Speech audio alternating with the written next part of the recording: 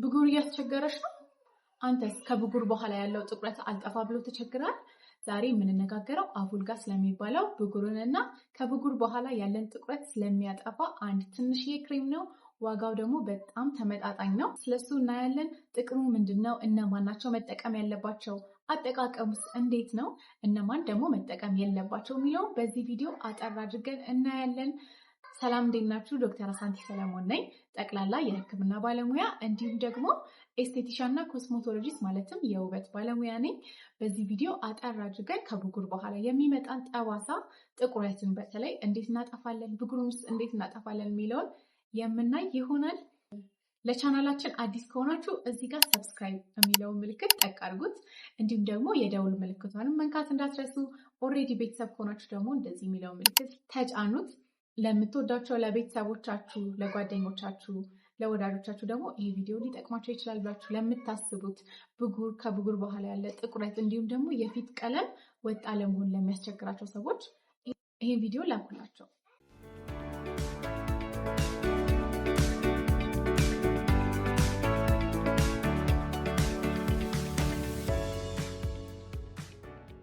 እሺ ብጉር ብዙ ጊዜ ከጠፋ በኋላ የሚያመጣው ጠባሳ 3 አይነት ነው አይደለ? የመጀመሪያው ሃይፐር ፒግመንቴሽን ይባላል። ማለትም ደግሞ መጥቆር ነው። በተለይ ብጉር ከነካካ ነው፣ በእጃችን ከነካ ነው ብዙ ሰዎች ላይ በተለይ አፍሪካውያን ላይ የሚታየው ደግሞ ጥቁረት ነው። ምክንያቱም ሜላኖሳይት የሚባሉ ቀለምን የሚያመርቱ ሴሎች አሉ ብለናል ከዚህ ቤት ማዲያት ላይ እንዳወራ ነው እና እነሱ ያጠቁሩታል። ስለዚህ በእጃችን ስነካው በራሱም ደግሞ መቶ ሲጠፋ ጥቁረት ሊታው ይችላል። ሁለተኛው ደግሞ ቀይ ይሆናል። በተለይ ይሄ የሚታየው የቆዳ ቀለማቸው ቀያይ የሆኑ ነጣ የሚሉ ሰዎች ላይ ነው። እነሱ ላይ ደግሞ ቀይ ይሆናል። እሱም ደግሞ ሌላ ሕክምና አለው። ስለሱም ቢሆን የምናወራ ይሆናል። ሶስተኛው ጠባሳ ደግሞ ጉርጉድ ያሉ ጠባሳዎች ናቸው። ይሄኛው በምንም አይነት ክሬም አይሻልም። ከዛ ይልቅ አንዳንድ ፕሮሲጀር የሚባሉ ነገሮች ነው እዛው ሐኪም ቤት ሄደን ሊደረግልን የሚችለው። ከነዚህ 3 ውስጥ ለማከም ቀለል የሚለው ግን ሃይፐር ፒግመንቴሽን ወይም ደግሞ ጥቁረት ከሆነ ነው ማለት ነው። ስለዚህ አብዛኞቻችን ሲወጣብን ራሳችን ሬዚስት ማድረግ መቻልም ያቅተናል። እነካካዋለን፣ እናፈርጠዋለን። ያኔ ደግሞ ይጠቁራል እና ይሄን ጥቁረት እንዴት ነው የምናጠፋው? ከዚህ በፊት አቡልጋ ወይም ደግሞ ትሪቶኒ ሲባል ሰምታችሁ ሊሆን ይችላል አይደል? ያው በጣም ፌመስ ነው። ሶሻል ሚዲያ ላይ በጣም ብዙ ቦታ ይነገራል። ብዙ ሐኪሞችም ለብዙ ሕክምና በተለይ ለቆዳ ለጥቁረት የሚያዙት ክሬም ነው። ሌሎች ሰዎችም ደግሞ እንደዚሁ ስለ አቡልጋ ብዙ ሲያወሩ ሰማለሁ እና አቡልጋ ሌላ ስሙ ትሪቶኒን። ስለዚህ አንድ አይነት ናቸው ማለት ነው። አቡልጋ ማለት ትሪቶኒን ማለት ነው። ትሪቶኒን እና አቡልጋ ማለት የተሰሩበት ንጥረ ነገር ቫይታሚን ኤ ነው። የቫይታሚን ኤ ዴሪቬቲቭ ይባላሉ። የቫይታሚን ኤ ዴሪቬቲቭ ማለት የቫይታሚን ኤ ቤተሰብ ናቸው ማለት ነው። የቅርብ ወይ ደግሞ የሩቅም ቤተሰብ ሊሆኑ ይችላሉ። ቫይታሚን ኤ ለቆዳችን ጥቅሙ ምንድን ነው ካልን ከላይ ያለው የሞተ ሴል ነው አይደል? ሴላችን አሁን የኛ የተነባበሩ ሴሎች ናቸው ቆዳችን የሚሰጡን። ታዲያ ከላይ ያለው ሴል የሞተ ሴል ነው። ራሱ ቀስ ብሎ ከላይ ያለው ይሞታል፣ ከስር ደግሞ ራሱን እየተካ ይመጣል ማለት ነው። ቫይታሚን ኤ ስራው ታዲያ ከላይ ያለው የሞተ ሴል ብዙ ሳይቆይ ልክ እንደሞተ ቶሎ መቀየር ነው። ስለዚህ ከላይ ያለው ሲነሳ ከስር ያለው ንጹህ የሚያምረው ደግሞ ሴል አዲሱ ሴል ይወጣል ማለት ነው። ለምሳሌ ሽንኩርት ማለት ነው። ከላይ ያለው ልጣጭ ላይ የሆነ ቆሻሻ እንደመበስበስ ነገር ካለ ከላይ ያለውን ቅርፊት ስታነሱት ውስጥ ላይ ምንም ያልሆነች ንጹህ እናገኛለን አይደል? ልክ እንደዛው ነው ቆዳችንም ቢሆን ልክ እንደ ሽንኩርት ልጣጭ በሉት ብዙ የተነባበሩ ሴሎች ናቸው። ስለዚህ ከላይ ያለው ሴል ብጉሩ ልክ ሲጠፋ ጥቁረት ካለው ከሱ ስር ያለውም ትንሽ አለው፣ ከዛ ስር ያለውም እንደ ሽንኩርቱ ማለት ነው። ግን ሄዶ የሆነ ሰዓት ላይ ንጹህ ሴል ትሆናለች። ስለዚህ እሱን ለማግኘት ይሄ ከላይ ያለው ሴል የሚወገድበትን ፍጥነት መጨመር ማለት ነው። ስለዚህ ቫይታሚን ኤ ከላይ ያሉ የሞቱ ሴሎች ቶሎ እንዲነሱ፣ አዲሶቹ ደግሞ ከስር ቶሎ እንዲተኩ የሚያደርግ ክሬም ነው ማለት ነው። በክሬም ይገኛል፣ እንዲሁም ደግሞ በፈሳሾችም ይገኛል። ታዲያ ዛሬ በዋነኝነት ልነግራችሁ የመጣሁት ስለ ክሬሙ ነው። ይሄ ክሬም ፋርማሲ ውስጥ ነው የሚገኘው። ዋጋውም ደግሞ በጣም ተመጣጣኝ ነው። በሐኪም ትዕዛዝ ቢታዘዝ ነው የሚመረጠው፣ ምክንያቱም አጠቃቀሙ ለየት ስለሚል ነው። ታዲያ አጠቃቀሙ ለምንድን ነው ለየት የሚለው ካልን ማወቅ ያለባችሁ ነገር አለ። አቡልጋ ከላይ ያለውን የሞተ ሴል ስለሆነ የሚያነሳው ቆዳችንን ሴንሲቲቭ ወይም ደግሞ ለመቆጣት ቅርብ የሆነ ያደርገዋል። ስለዚህ በነጋታው ተቀብተን በነጋታው ፀሐይ ላይ ስንወጣ ያቃጥላል። እኔም ከዚህ በፊት ተጠቅሜው ስለማውቅ ነው እና የማቃጠል ነገር አለው። ስለዚህ አቡልጋ የሚጠቀም ሰው ግድ ሰንስክሪን መጠቀም አለበት። ያለበለዚያ ቆዳውን የበለጠ ጭራሽ ለጉዳት ነው የሚያጋልጠው። ሌላኛው ደግሞ የምንጠቀመው መጠን ነው። ለጊዜው አቡልጋ የለኝም፣ ግን ባለኝ ሎሽን ላሳያችሁ። አተር የምታክል ሳይዝ ነው መጠቀም ያለብን ይባላል። አተር የምታክል ማለት ይህንን የሚያክል ማለት ነው። ይታያል አይደለ? እቺን የምታክል አድርጋችሁ በጣም ትንሽዬ ናት እቺ ማለት በጣም ትንሽዬ ናት እቺ ማለት። ስለዚህ እቺን የምታክል አድርጋችሁ ሙሉ ፊታችሁን በዚች ነው የምታዳርሱት ማለት ነው። ከዚህ በላይ ከሆነ እንዳልኳችሁ ቆዳውን የበለጠ ነው የሚልጠው፣ ጥሩ አይሆንም ማለት ነው። ሌላኛው ደግሞ መጠቀም ያለብን ማታ ማታ ላይ ብቻ ነው። አቡልጋ መቀባት ያለብን ማታ ማታ ነው። ተቀብተ ነው ፀሐይ ሊነካን አይገባም ማለት ነው። መጀመሪያ ላይ እንዳልኳችሁ ደግሞ ማቃጠል አለው። ስለዚህ ልክ እንደተሰጣችሁ ቀን በቀን መጠቀም የለባችሁም። ከዛ ይልቅ መጀመሪያ በሳምንት 2 ቀን ትጠቀሙበታላችሁ። ማለትም ደግሞ 2 ቀን እያደራችሁ ማለት ነው። ዛሬ ከተቀባችኋል ነገና ከነገ ወዲያን አልፋችሁ ከዛ በኋላ ያለው ቀን አሁን ለምሳሌ ሰኞ የተቀባ ሰው ማክሰኞና ሮብን ያርፍና ሐሙስ ዕለት ይቀባል። ከዛ ደግሞ ከእንደገና አርብና ቅዳሜን ያርፍና እሁድ ይቀባል ማለት ነው። ከዛ በኋላ ከአንድ ሳምንት በኋላ ደግሞ በየአንዳንድ ቀን ታደርጉታላችሁ። ስለዚህ ሰኞ ትቀባላችሁ፣ ማክሰኞ ሳትቀቡ ሮብ ትቀባላችሁ፣ ሐሙስን ትተውና አርብ ትቀባላችሁ፣ ቅዳሜ ትተውና እሁድን ትቀባላችሁ። አንዳንድ ቀን እያለፋችሁ ማለት ነው። ይህንን ደግሞ ለ2 ሳምንት ካደረጋችሁት በኋላ ቀን በቀን ትቀባላችሁ። ለምንድን ነው ጥቅሙ ካለ እንደነገርኳችሁ የመቃጠል የመቆጥቆጥ ባህሪ አለው ትሪቶኒን የተቀባችሁት ሰዓትም እንዲሁም ደግሞ በነጋታው። ስለዚህ ይህንን ማቃጠል ሰውነታችን እንዲለምደው ነው። ስለዚህ 2 ቀን እያለፍን ሰውነታችንን እያለማመድ ነው። ከዛ በኋላ ግን ቀን በቀን መጠቀም ይቻላል፣ ማታ ማታ ማለት ነው። ትሪቶኒን የምትጠቀሙ ከሆነ ደግሞ ማድረግ ያለባችሁ ሌላ ነገር ደግሞ በጣም አሪፍ ሞይስቸራይዘር መግዛት አለባችሁ። ሞይስቸራይዘር ማለት ቆዳችን የምናረጥብበት ማለት ነው። ምክንያቱም እንደነገርኳችሁ ትሪቶኒን ቆዳን የማድረቅ ባህሪ ያለው። ስለዚህ አሪፍ ማጠቢያዎችን መቀባት አለባችሁ ማለት ነው። እነዚህ መቀቢያዎች ታዲያ ለብጉር ላለበት ሰው የሚሆኑ ወይም ደግሞ ኦይሊ ስኪን ታይፕ የሚሉ ለወዛም የቆዳ አይነት የተሰሩ መሆን አለባቸው። እርጉዞችና ለሚያጠቡ በተለይ ደግሞ ከ6 ወር በታች ላሉ ደግሞ በጥብቅ የተከለከለ ነው። እርጉዞችም ይሄ ነገር መቀባት የለባቸውም። የሚያጠቡም ቢሆን ደግሞ ከ6 ወር በታች ላሉ በጭራሽ ይህን ነገር መቀባት የለባቸውም። ጥቅሙ ምንድን ነው ካልን ደግሞ በዋነኝነት 4 ጥቅሞች ይጠቀሳሉ ስለ ትሪቶኒን ማለት ነው። የመጀመሪያው ለብጉር ነው። ብጉር ለሚያስቸግራቸው ሰዎች በተለይ ደግሞ ትንንሽ ሽፍታ የሚመስሉ ብጉሮች ለሚያስቸግራቸው ሰዎች ከላይ ያለውን የሞተ ሴል ቶሎ ቶሎ ስለሚያነሳ ከስር የሚጠራቀም ወዝ አይኖርም ማለት ነው። ስለዚህ ወዙ ቶሎ ቶሎ ስለሚወጣና ስለሚነሳ ብጉሩን ያጠፋል። ግን እዚህ ጋር መጠንቀቅ ያለባችሁ ነገር ልክ መቀባት እንደጀመራችሁ መጀመሪያ ላይ ግልብጥ ብሎ ከበፊቱ የባሰ ብጉር ሊያወጣባችሁ ይችላል። ይሄ ማለት ግን እየሰራ አይደለም ወይም ፊታችሁን ያበላሸው ነው ማለት አይደለም።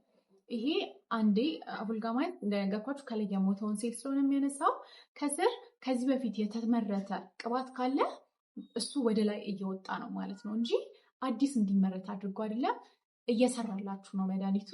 ደንገጣችሁ ማቆም የለባችሁም። ሁለተኛው ደግሞ ከብጉር በኋላ የሚመጣ ጥቁረት ለሚያስቸግራችሁ ሰዎች በተለይ ከነካ ነው። እንደዚሁም አንዳንድ ሰው ብጉር ሲጠፋ ጥቁር እያለ ይቀራል አይደለ? እንደሱ የሚያስቸግራችሁም ከሆነ ለሱም አሪፍ ነው።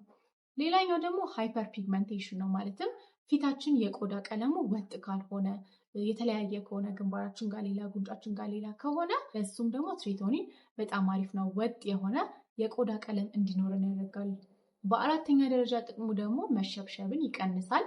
በተወሰነ መጠን የኮላጅን ፕሮዳክሽንን ይጨምራል።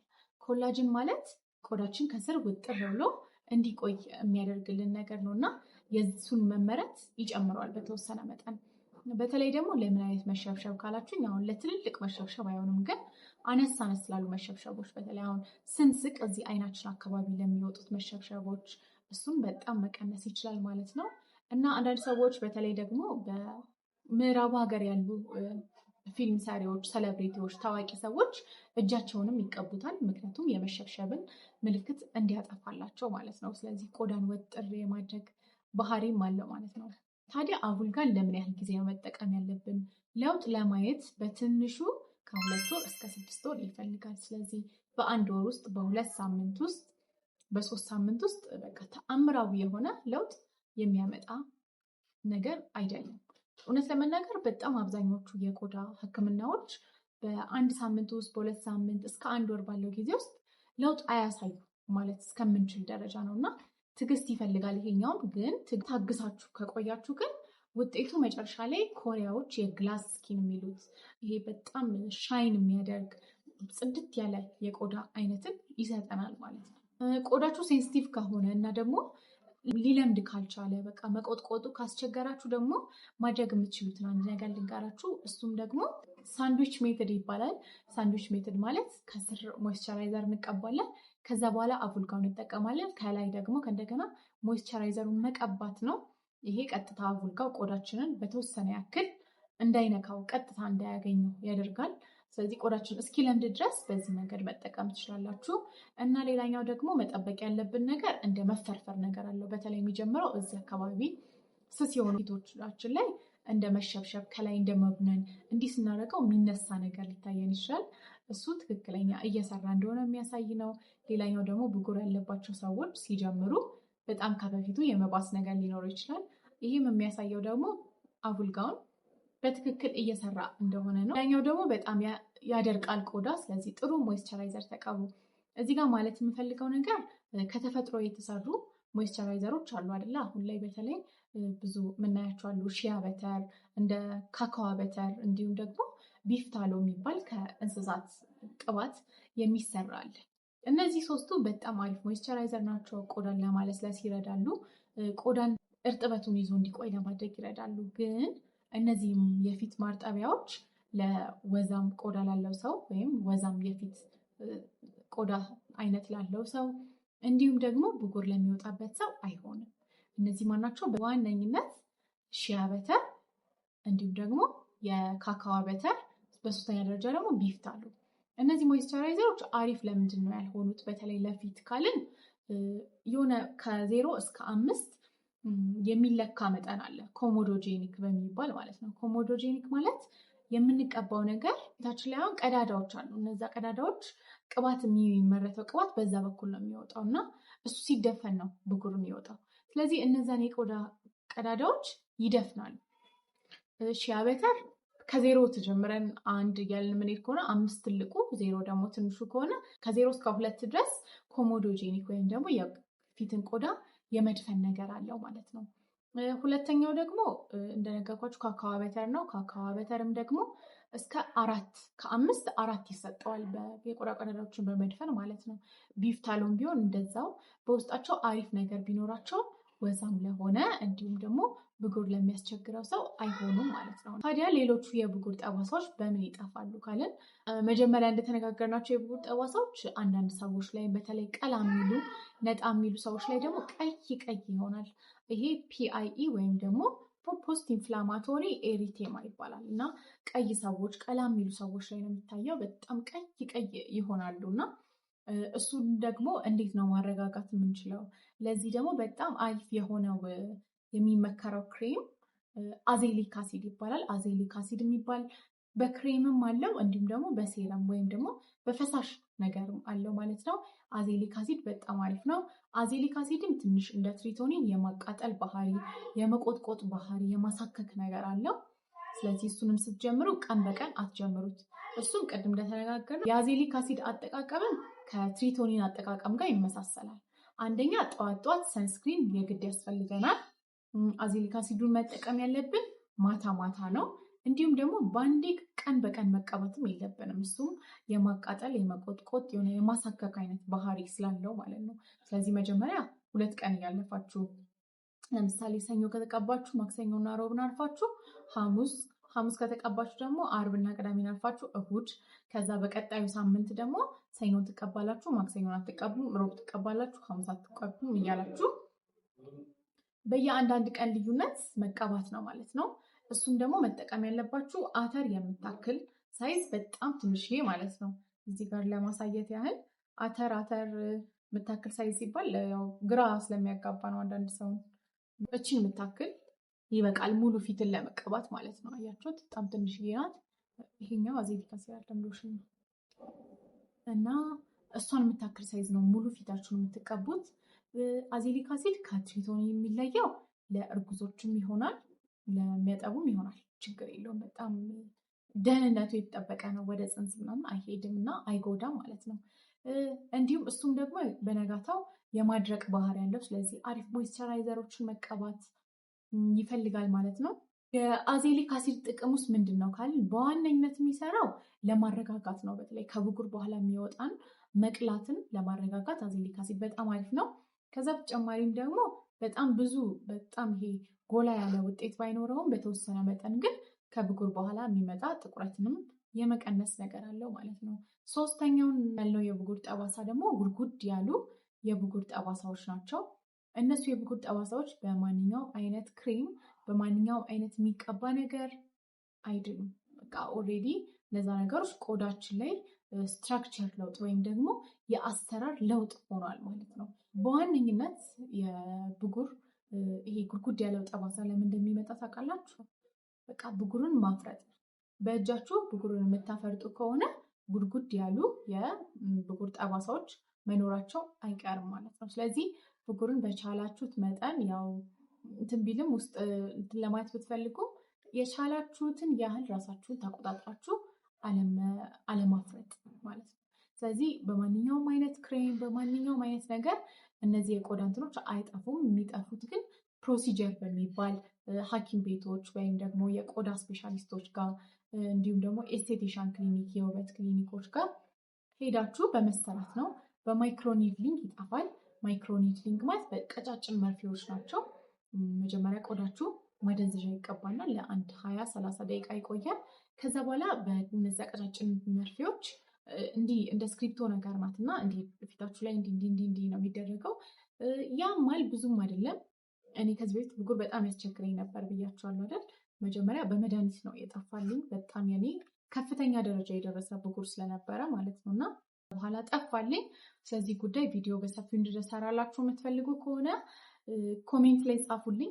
ከዛ ውጭ ግን እኔ በመጀመሪያ አካባቢ በጣም አፈርጠው ስለነበረ ጉርጉድ ያሉ ጠባሳዎች በጣም ያስቸግሩኝ ነበር። አሁን ደግሞ ማይክሮኒድሊንግ እየተሰራኝ ነው። እውነት ለመናገር አሁን ሁለተኛ ተሰርቻለሁ። 2 ጊዜ ማይክሮኒድሊንግ ተሰርቻለሁ። በጣም ለውጥ አለው። የመጀመሪያው ላይ ራሱ እነዚህ ጉርጉድ ያሉት ነገሮች በጣም ቀንሰዋል። ሁለተኛ ላይ ደግሞ በጣም ለውጥ አለው። ስለዚህ ጉርጉድ ያሉ ብጉር ጠባሳዎች የሚያስቸግሯችሁ ከሆነ ማይክሮኒድሊንግ ነው እንጂ ማንኛውም ክሬም አያጠፋውም። ዛሬ ቪዲዮ ይህንን ይመስል ነበር። እዚህ ሀሳብ አስተያየት ካላችሁ ኮሜንት መስጫው ላይ ጻፉልኝ። እንዲሁም ደግሞ ይሄ ቪዲዮ ያስፈልጋችኋል ብላችሁ ለምታስቡት ለጓደኞቻችሁ፣ ለቤተሰቦቻችሁ ሼር አድርጉላቸው። እዚህ ጋር ያለችዋን ሰብስክራይብ የምትለዋን ምልክት ጠቅ አድርጓት፣ የደውሏን ምልክት ንኩ። ቤተሰብ ከሆናችሁና ሰብስክራይብ ካደረጋችሁ ደግሞ ላይክ የሚለውን ምልክት በመጫን ሌሎች የምሰራቸው ቪዲዮዎች ቀጥታ እንዲመጡላችሁ ማድረግ ትችላላችሁ። የደውሏን ምልክትን መጫን እንዳትረሱ። ዶክተር አሳንቲ ሰለሞን ነኝ፣ ጀነራል ፕራክቲሽነር እንዲሁም ደግሞ ኤስቴቲሻን ማለትም ደግሞ የስነ ውበት ባለሙያ ነኝ። ጥያቄ ካላችሁ እንደወትሮ ኮሜንት ላይ ሀሳባችሁን መጻፍ እንዳትረሱ። የምትሰጡኝ ገንቢ አስተያየቶች፣ ለእያንዳንዳችሁ ኮሜንት ለምታደርጉኝ ነገር በጣም አመሰግናለሁ ማለት ፈልጋለሁ። የምትፈልጉ ሰዎች ደግሞ ኮሜንት ላይ ቲፕ መስጠት ትችላላችሁ። ባላችሁበት ሰላም ዋሉልኝ።